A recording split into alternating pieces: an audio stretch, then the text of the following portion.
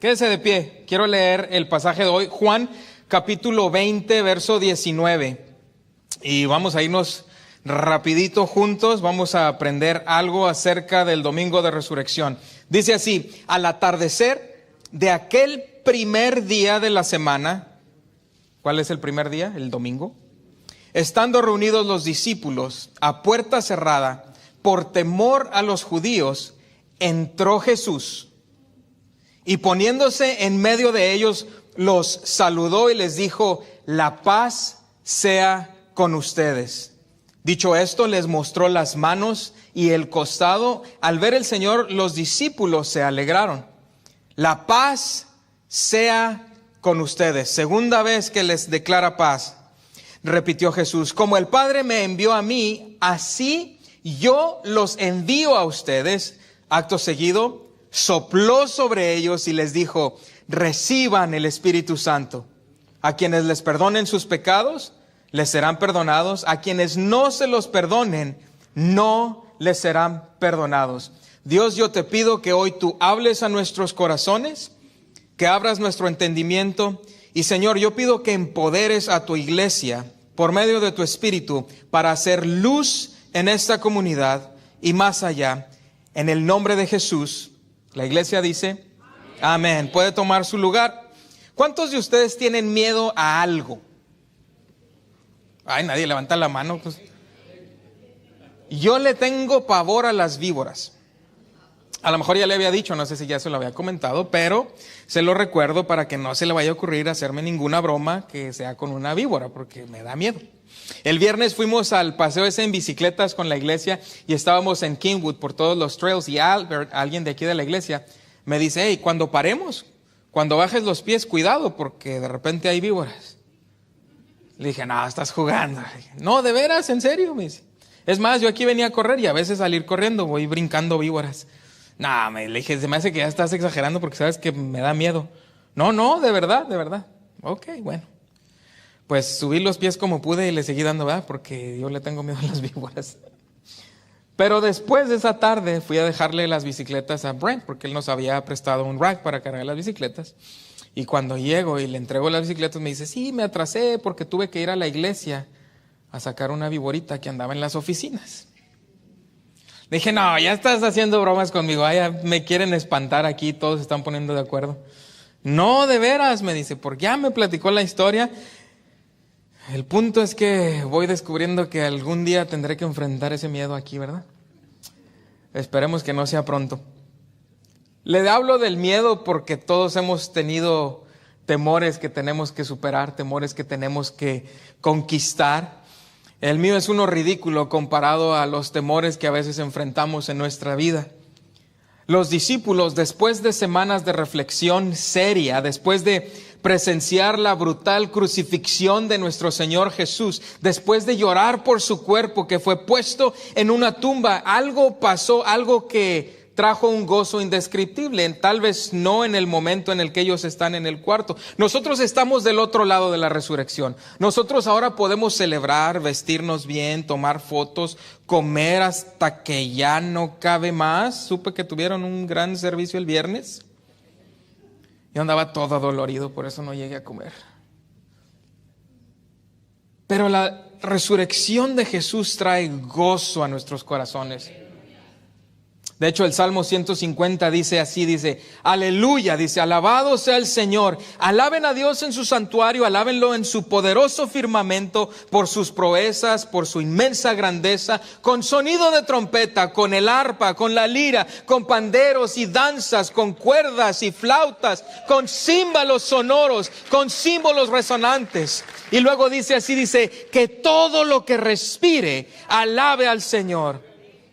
Reconocemos que Dios merece nuestra gratitud en una expresión de alabanza, no con indiferencia como solemos hacerlo a veces en la iglesia. Yo soy músico, fui músico y sigo siendo músico, casi no toco, pero de hecho en la asamblea de distrito en unas pocas semanas me invitaron a tocar con el grupo y es un gozo, lo he hecho por muchos años. Pero la música te mueve y como músico a veces estás acá arriba y tú estás deshaciéndote, aprendiendo y luego no falta el hermano que nomás está. Digo, aquí no pasa eso, nomás. En otros lugares donde yo he ido. Pero la resurrección nos llama a proclamar su grandeza, a alabar al Señor, a alabarlo de todas maneras posibles. Hey, si no te animas a aplaudir todavía, de perdida, dale así con el piecito tantito, así, y poco a poquito vamos aprendiendo a alabar al Señor porque Él lo merece. El Salmo 150 dice que todo lo que respire. ¿Quién no puede respirar aquí hoy? Sin embargo, ese primer domingo de resurrección, en medio de esta celebración, en medio de alabanzas, de cantos, en medio de un gran regocijo, olvidamos que esa primera noche hubo confusión. Había una celebración pública, pero había un grupo de discípulos con miedo. Un miedo en privado. Yo le llamo la paradoja del domingo de Pascua o del domingo de resurrección, porque hay gozo, pero si recordamos, había temor, miedo. Las mujeres fueron las que estuvieron ahí primero por la mañana, presenciaron el milagro a primera hora. Sin embargo, había un grupo de hombres temerosos. Reconozco que las mujeres a veces son más valientes. Así que si me topo la víbora, ¡Norma! Te toca. No te creas. Le hablamos a alguien más.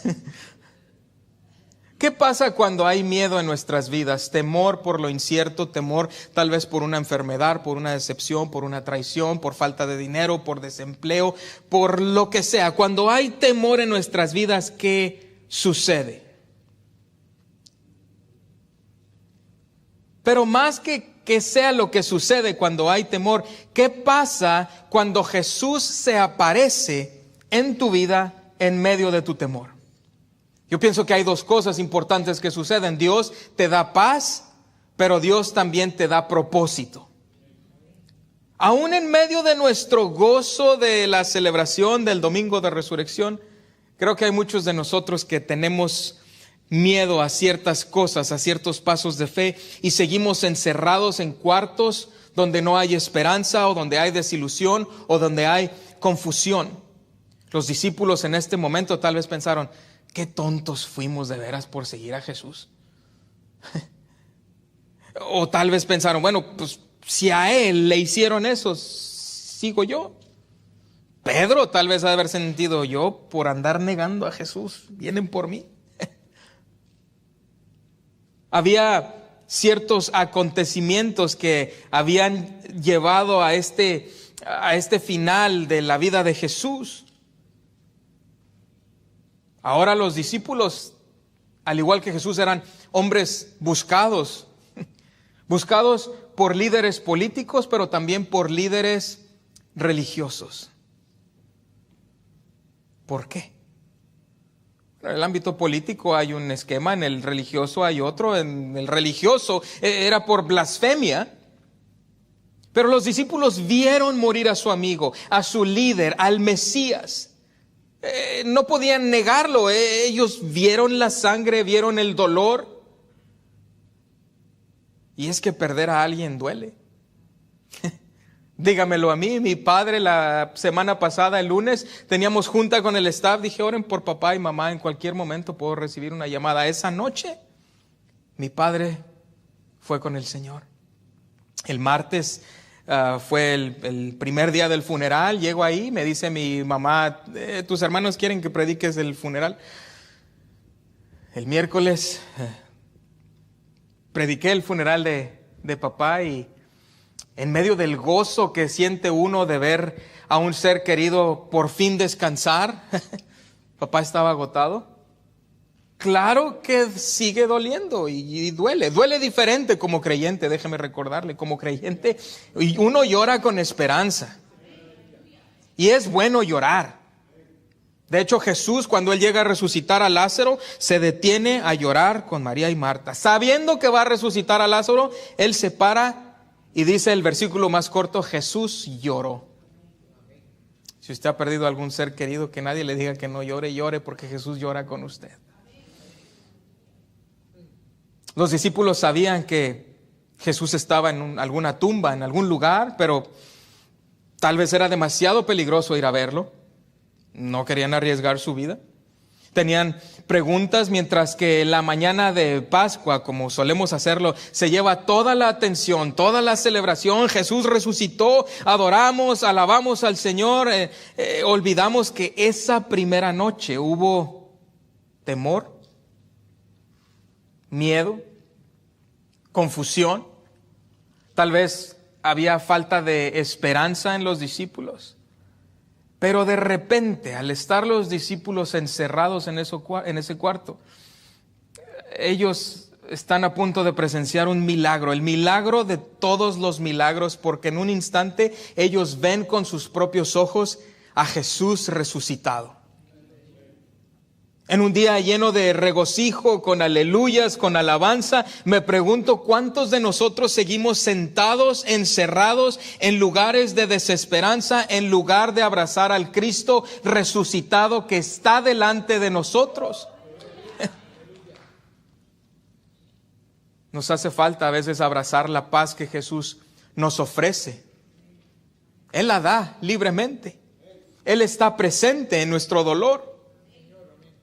Como dice el pastor, no, Él no se suelta, nosotros lo soltamos, nosotros lo dejamos ir. Jesús está presente aún en medio de tu dolor, de tu confusión, de tu duda. Los discípulos tenían buenas razones para estar encerrados, escondidos, con temor y con miedo.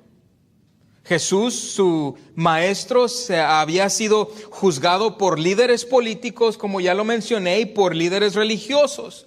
Pilato era el gobernador romano de Judea en ese momento. Él tenía autoridad y tenía poder, y la ley establecía que César era el Señor.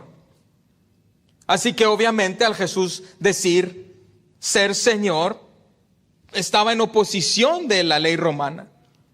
Muchos políticos verían a Jesús como un enemigo que potencialmente intentaba formar una rebelión para tumbar al imperio romano. Esa es una, pero después aparte también en el ámbito religioso, bueno, aún antes del religioso, primero tenemos a Pilato, pero después tenemos a Herodes, al rey de Judea, que era considerado gobernante de los judíos, del cual también Jesús y su grupo de seguidores eran una amenaza. Jesús admitió en una ocasión ser el rey de los judíos, pero ese título le pertenecía a Herodes. Y luego tenemos a Caifás, ¿verdad? El sumo sacerdote, el líder religioso que formó parte de la conspiración contra Jesús. ¿Por qué? Porque Jesús era un blasfemo. ¿Cómo podía él afirmar ser el Mesías? Jesús también estaba violando la ley religiosa de la época. Si los judíos creían que había un solo Dios, pero Jesús decía, si me ves a mí, has visto al Padre. Felipe lo cuestiona cuando él dice, yo soy el camino, la verdad y la vida, y nadie va al Padre si no es por mí. Y Felipe dice, muéstranos al Padre. Y Jesús le dice, tanto tiempo llevo yo aquí entre ustedes y aún no me conoces. El que me ha visto a mí, dijo Jesús, ha visto al Padre. ¿Cómo puedes decirnos, muéstranos al Padre? Y Jesús no se detenía ahí. Jesús sanó en el día de reposo, animaba a sus seguidores a reinterpretar la ley, desafiaba las normas políticas y religiosas de su tiempo.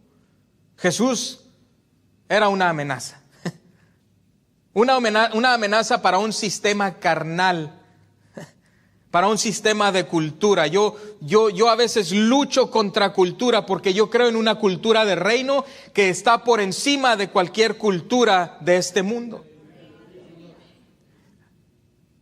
Y si hablamos de cultura, hay muchas culturas aquí.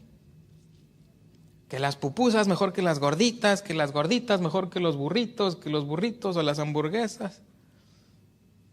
Yo abrazo todas las culturas, como pueden ver. Pero hay una cultura suprema. Es una cultura de reino. Porque cualquier cultura de este mundo está corrompida. Sí, hay cosas bonitas, pero hay cosas que tienen que ser puestas en la cruz. Hay cosas que deben morir.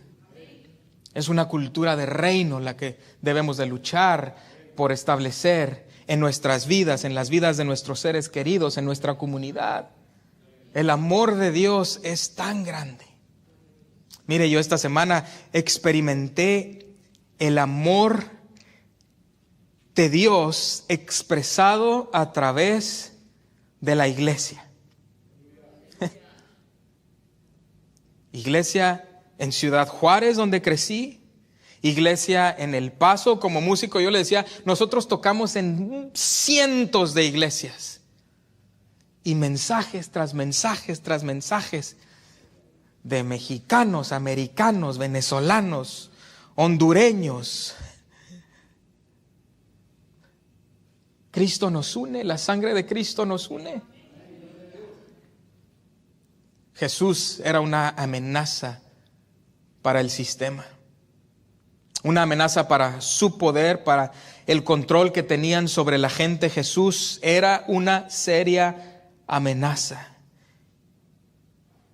Y cuando los discípulos están encerrados en ese cuarto, llenos de temor, de duda, de confusión, están escondidos porque no saben aún que Jesús ha resucitado. Entonces cierran la puerta. No lo han visto desde la última cena de cerca, excepto uno de ellos. Y ellos habían huido, Pedro lo niega, y tal vez por la culpa su miedo aumenta, ¿verdad? Cuando eres culpable te escondes y te da miedo. Pedro lo niega 3 veces, los demás huyen. Eran seguidores de Jesús y por eso tenían temor, porque eran culpables de los mismos problemas políticos y religiosos. Afirmar que Jesús era el Mesías significaba que también ellos eran culpables de blasfemia. Se podría decir que estaban en el lugar incorrecto, en el momento incorrecto. ¿Alguna vez le ha tocado?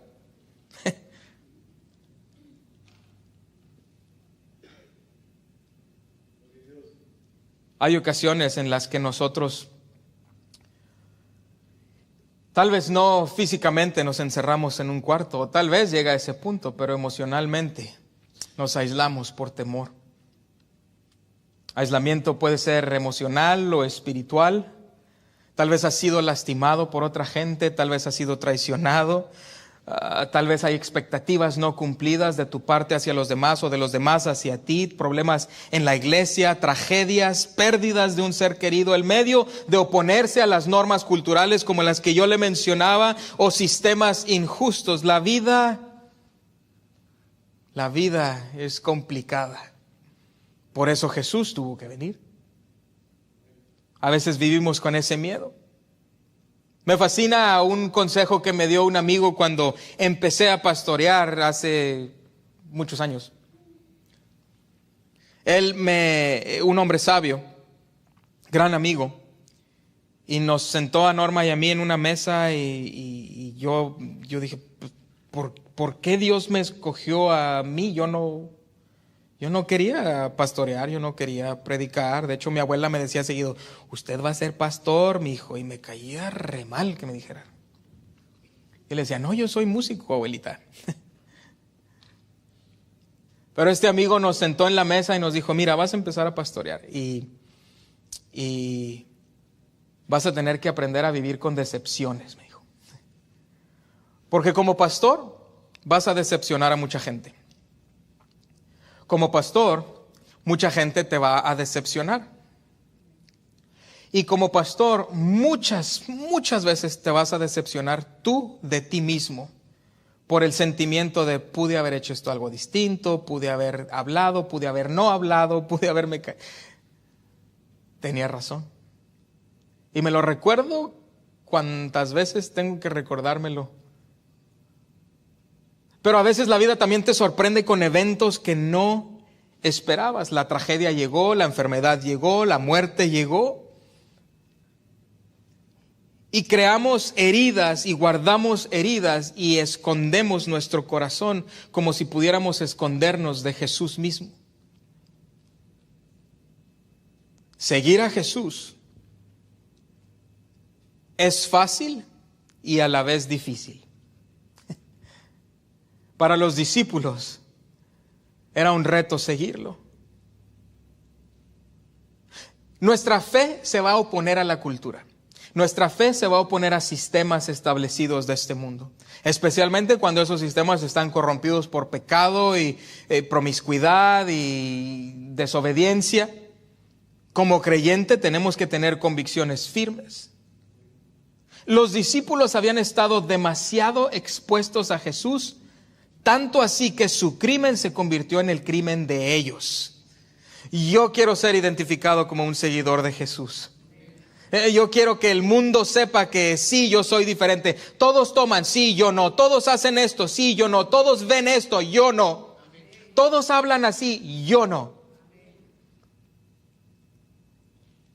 Los verdaderos seguidores de Jesús tendrán en algún momento que levantarse contra sistemas religiosos, políticos, donde se confunde el legalismo con el liberalismo. Tenemos que encontrar una cultura de reino, lo repito.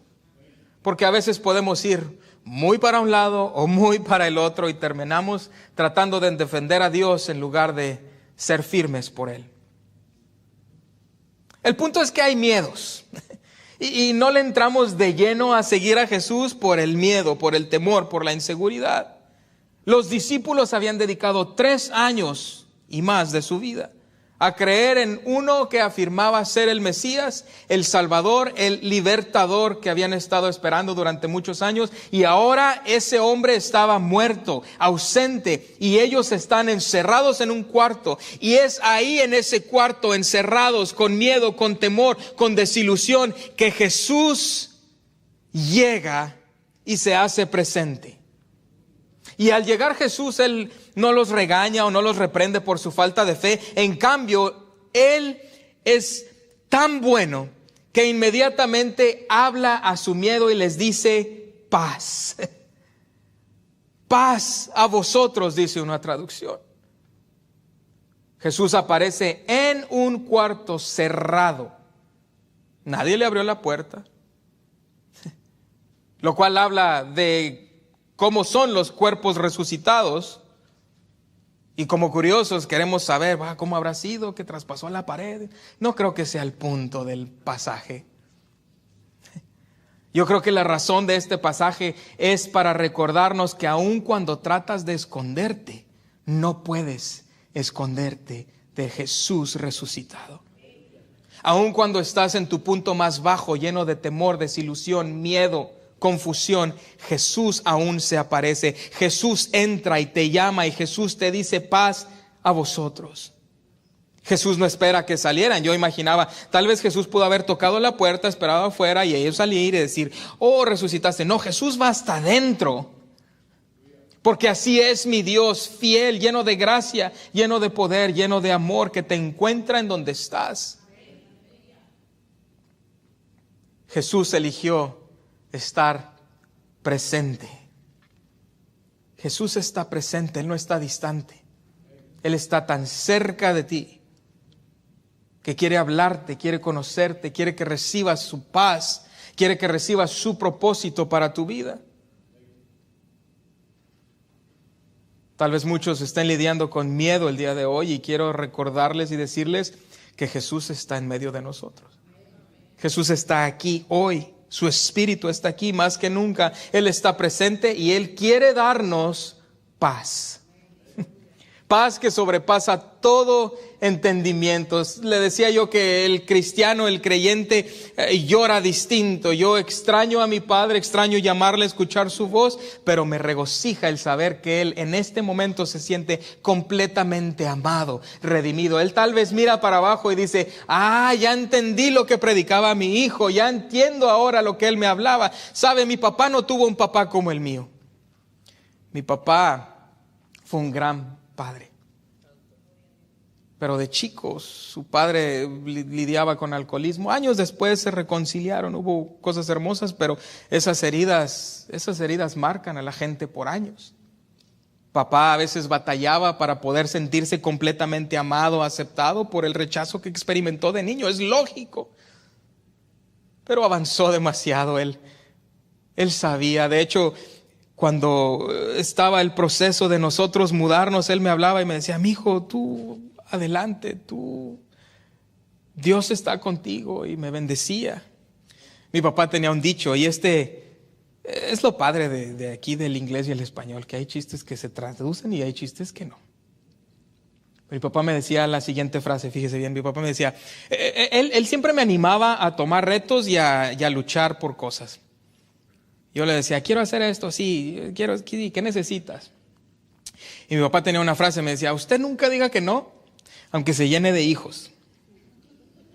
Déjeme le explico. Como todo buen cristiano, pues yo lo espiritualicé años después. Y tengo demasiados hijos espirituales. Dios es bueno. Y Él quiere darnos paz. Jesús, sus primeras palabras, la paz sea con ustedes. La paz sea con ustedes. Sus primeras palabras no fueron, ¿por qué se esconden? ¿O qué hacen aquí, miedosos? Qué bueno que uno no es Jesús, ¿verdad? No, Él dice, paz sea con ustedes. Y creo que he escuchado a Jesús decir esto en otras ocasiones, cuando Él calma la tormenta, hablándole paz. Cuando Jesús es anunciado a María y a José, y si los ángeles aparecen, paz a vosotros, paz. Paz es el resultado central de la muerte y la resurrección de Cristo Jesús. Es paz. Él vino a traer paz. ¿Paz por qué? Porque por medio de su muerte y resurrección hay paz con Dios a aquellos que confiesan su pecado y sus pecados son perdonados. La paz es lo que Jesús trajo con su muerte y su resurrección. Y lo que amo de Jesús es que no esperaba a que los discípulos resolvieran todo por su propia cuenta. No, es obvio por esta historia que Él sabe que los discípulos tienen duda, temor, confusión y miedo, y Él se aparece y declara paz, no una vez, sino 2 veces les dice. Porque ellos necesitaban esta afirmación de paz en medio de su miedo.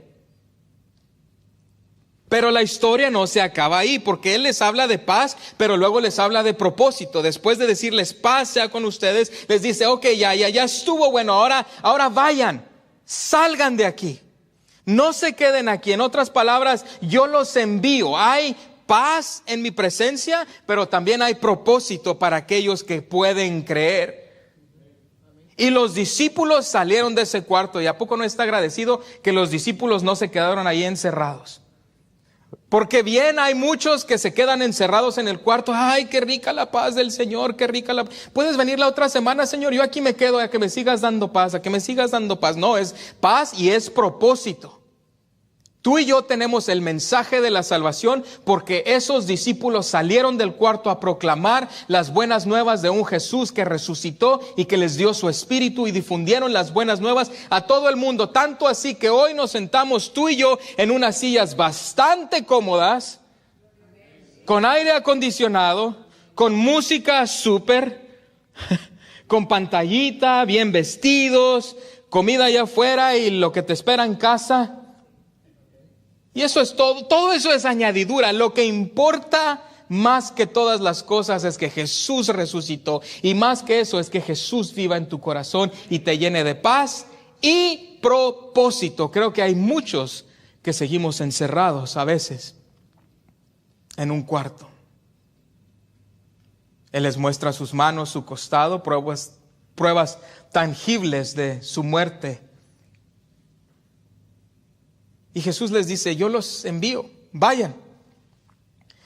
Pero no los manda solos. Les dice, tienen la paz de Cristo y tienen el poder del Espíritu Santo. Es la resurrección la que les da a los discípulos la gracia que necesitan para ser liberados del miedo. Él resucitó, Él nos libera por medio de su muerte y su resurrección. Pero es el Espíritu el que los capacita, el que los empodera para cumplir su propósito. Es bueno que sepas que Jesús resucitó, Pero aún más bueno que sepas que su Espíritu está dispuesto a empoderarte para vivir una vida de santidad, de propósito y de misión en este mundo. Porque hay gente que necesita saber hoy que Jesús les ama. Jesús sopla sobre ellos y les dice: la paz sea con ustedes. Acto seguido sopló sobre ellos y les dijo: reciban el Espíritu Santo. Y no acaba ahí, después les habla del perdón. Porque el perdón derriba muros, el perdón es lo que te ayuda a salir de esos cuartos donde hay temor. Sabes, la resurrección provee la valentía para abrazar su propósito. Es ahí que Jesús, el Jesús resucitado del que cantamos hoy, al que celebramos hoy, llena sus corazones de gozo. Y es ahí donde su misión y su propósito se renuevan. Jesús no murió por ti para darte una vida cómoda. Murió por ti para darte una vida de propósito. Curiosamente, la Escritura dice que bendiciones siguen a los que creen. Pero a veces estamos al revés, queremos seguir la bendición, olvidamos el propósito. Habla de comodidad. Hay que salir de la comodidad. Hay que salir de la comodidad y abrazar el propósito que Dios nos da. La cosa es, y con esto termino, y tal vez cantamos una canción y nos alistamos con el grupo y aquí termino. La cosa es que Jesús no forza a los discípulos ni a recibir la paz ni a recibir el propósito. La vida es la suma de las decisiones que hacemos. Sí, a Dios nos escoge, Dios nos llama, pero uno debe de responder. Decisiones. Uno responde al llamado y uno tiene que decidir. Yo le podría contar historia tras historia de por qué terminé aquí. Sí, yo creo que Dios me llamó, yo creo que Dios nos trajo aquí, pero yo tuve que tomar una decisión. Usted no podemos echarle la culpa a Dios de todas las cosas. A veces cuando hay tiempos difíciles nos excusamos, es que Dios ya lo tenía en sus planes. Sí, pero muchas de las cosas no las tenía, es porque escogimos mal o escogimos bien. Que Dios nos dé discernimiento para escoger bien. Yo tengo historia tras historia de cómo Dios nos fue trazando el camino para estar aquí. Tengo una que es mis favoritas y la otra semana se la cuento si viene.